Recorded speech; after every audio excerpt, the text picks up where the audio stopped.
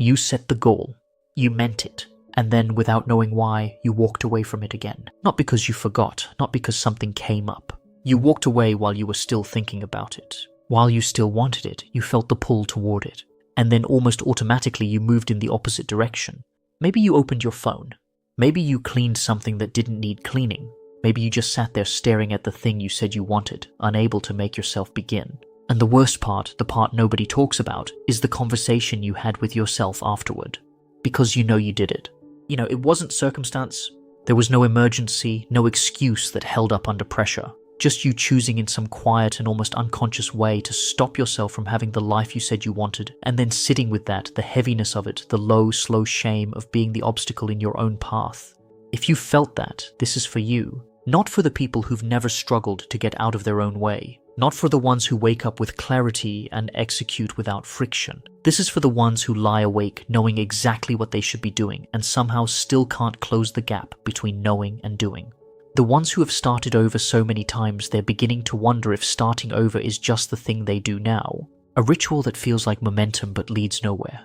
Here's the first thing you need to understand, and it matters more than anything else that follows. You are not broken. What you're experiencing has a name. It has a structure.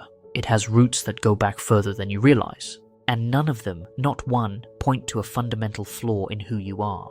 Carl Jung spent decades mapping the hidden architecture of the human psyche, and what he found underneath all the ambition and the shame and the endless cycles of almost was something that most people spend their entire lives refusing to look at. Not because they're weak, but because nobody ever showed them where to look. Jung called it the unconscious, but not in the vague, mystical way the word gets thrown around. If this message feels like it is speaking directly to you, then like this video, subscribe to the channel, and share it with someone who keeps fighting the same inner battle in silence. And comment below, what is the one thing you keep delaying in your daily life even though you know it matters? Your answer may help someone else realize they are not alone. He meant something specific. He meant the part of you that is always operating, always running its own logic, always steering you toward outcomes that your conscious mind didn't choose and doesn't fully understand. And he found again and again that this hidden part of you is far more powerful than the part that makes plans and sets goals and writes things in notebooks, which means the battle isn't between you and your circumstances.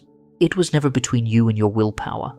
The real battle is between the part of you that wants to move forward and the part of you that has been quietly, unconsciously protecting you from what moving forward might actually mean. That's what self-sabotage is. Not a character flaw, not evidence that you don't want it badly enough. It's a protection mechanism, one you built a long time ago for reasons that made sense at the time that is now running in the background of everything you do, quietly pulling you back every time you get close to the edge of real change. And here's what almost nobody talks about. Understanding this one thing, truly understanding it. Not just hearing it is what separates the people who break the cycle from the ones who spend their whole lives managing it. Jung identified something he called the shadow. Not evil, not the worst version of you. The shadow is simply everything that got pushed out of the light. Every part of yourself that you learned early on was unacceptable. Every impulse that was corrected or shamed or ignored until it went underground. And the shadow doesn't disappear when you stop looking at it. It finds other ways to make itself known. It starts running the show from underneath, and it shows up most clearly and most painfully in the moments when you stand at the edge of something real and find yourself retreating for no reason you can explain. Stay with that for a moment, because what comes next is the part that changes how you see every single pattern you've ever been ashamed of. The first thing Jung found, and this is the thing that hit his patients the hardest, is that self-sabotage almost never happens in the direction you'd expect. People assume that they sabotage themselves because they don't believe they deserve success. And sometimes that's true. But Jung found something more precise than that. Something most modern psychology still hasn't fully absorbed. The unconscious doesn't sabotage what you want because it disagrees with the wanting. It sabotages what you want because it is terrified of what comes after the getting. Think about the last time you were genuinely close, not hypothetically close, not in the planning stages close, genuinely at the threshold of something that would have changed your life. A relationship moving toward real depth, a project that was actually gaining traction, a version of yourself that was starting to feel possible rather than theoretical. And then something happened, not dramatically, not with a clear cause, just a slow drift away from the edge, a series of small, reasonable seeming choices that added up to retreat. What the unconscious was responding to in those moments wasn't the possibility of failure. It was the possibility of success, because success means change. And change means becoming someone different from who you currently are. And who you currently are, however unsatisfying, however limited, is known. It is familiar. It is safe in the way that a code is safe. It hurts, but it doesn't surprise you. This is why willpower doesn't work on self-sabotage. You cannot outwill an unconscious protection response. Trying to force your way through it is like trying to outrun your own nervous system. The nervous system always wins every time. What changes the game is not force, but understanding. When you understand what the unconscious is actually protecting you from, the protection becomes unnecessary, not immediately, not without effort, but the path becomes visible for the first time. So ask yourself honestly and without flinching, what would actually change if you succeeded? Not just the good things, the disruptions, the losses, the relationships that might shift, the version of yourself you would have to leave behind, the expectations you would have to carry, the visibility you would have to endure, the accountability that would come with no longer being someone who is almost but not quite. The unconscious has already run those calculations. It ran them the moment success became a real possibility, and it clear's throat made a decision before your conscious mind even registered the question. If you're still here, you're already doing something most people refuse to do. You're looking at the mechanism instead of blaming yourself for the symptoms. That's not a small thing. The second insight Jung uncovered is the one that tends to produce the most silence in a room. And it's this. The person who sabotages most reliably is not the person with the lowest self-worth. It's the person with the highest gap between their public self and their private self. Jung called this the persona, the mask we construct for the world, the competent professional, the dependable friend, the person who has it together or at least appears to. Most people build a persona that is in important ways aspirational. It represents who they want to be seen as, often before they've actually become that person internally. And here's where the machinery of self-sabotage really reveals itself. When the gap between the persona and the inner reality becomes too wide, the psyche starts to feel the strain of maintaining the fiction. It becomes exhausting to perform the version of yourself that you've advertised to the world. And at some point, unconsciously, you start to pull back from opportunities. Not because you don't want them, but because taking them would require you to maintain and expand a performance you're already struggling to sustain. Think about a moment when someone praised you for something, genuinely praised you, in a way that should have felt good, and instead of pleasure, you felt a flicker of anxiety. Maybe you deflected. Maybe you minimized.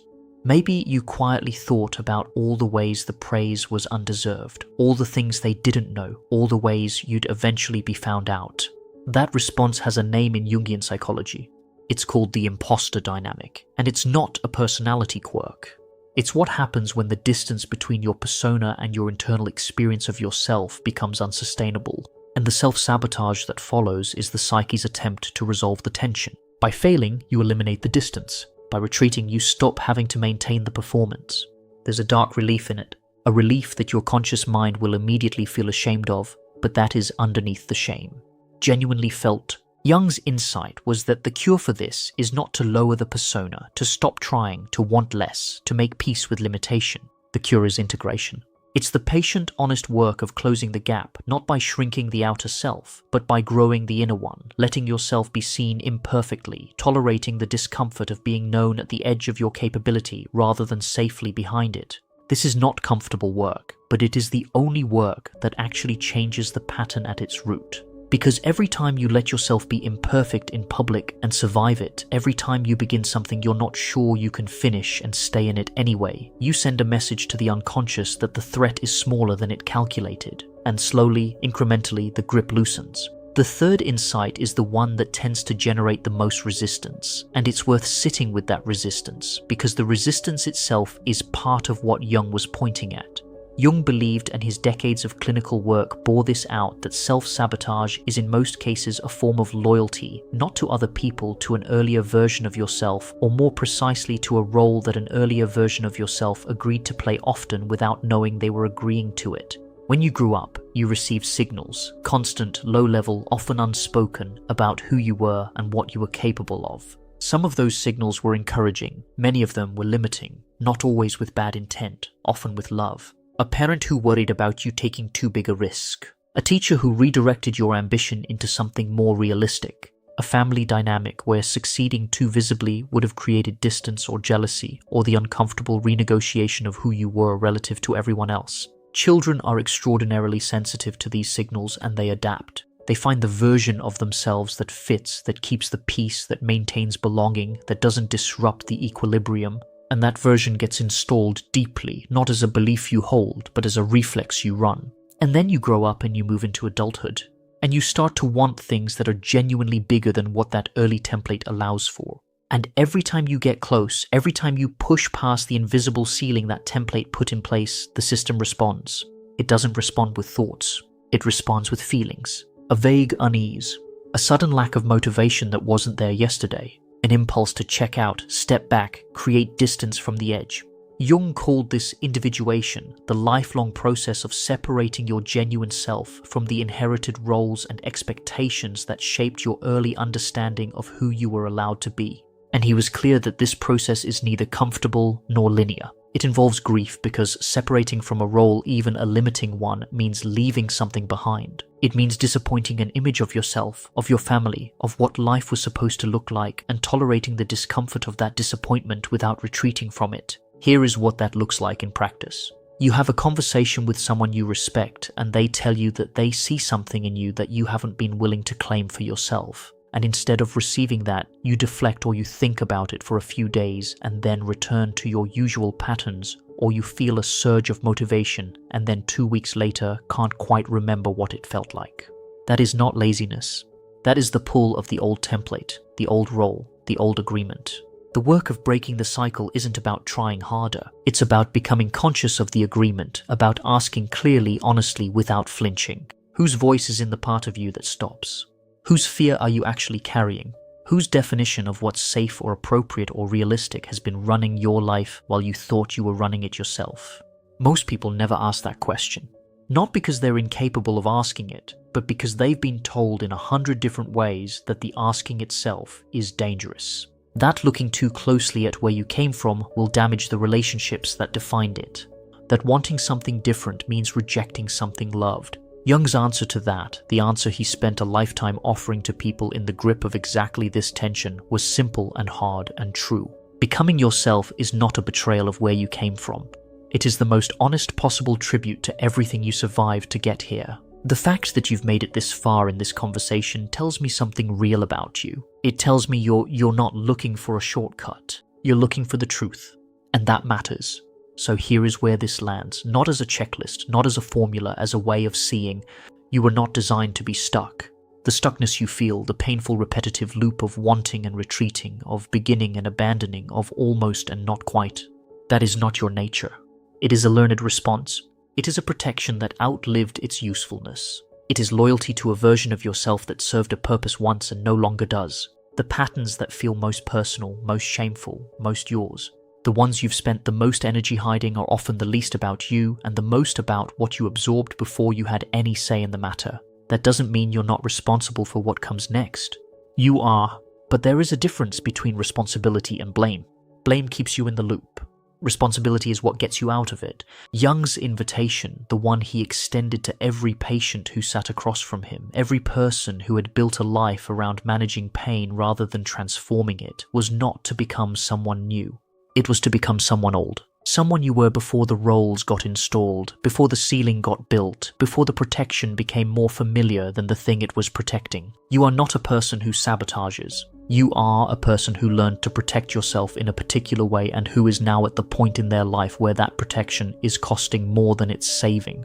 That's a different thing entirely. The gap between who you are and who you're capable of being is not evidence of failure. It's evidence of potential that hasn't yet found a clear path to the surface. And now, not because of willpower, not because of discipline, not because of some new system or strategy, but because you finally understand the machinery underneath. The path is a little clearer than it was before. You didn't click on this video by accident. You came here because something in you already knew it was time to stop managing the symptoms and start looking at the root. That instinct, the one that brought you here, that kept you watching, that's sitting quietly with everything you just heard, that instinct is the part of you that has always known the way out. Trust it. If this reached something real in you, sit with it before you move on. The insights that land hardest are the ones that need the most time. And if there's one truth from everything you just heard that cut through, drop it in the comments. Not because it helps the channel, because writing it down makes it real in a way that thinking about it doesn't. And real is what changes things.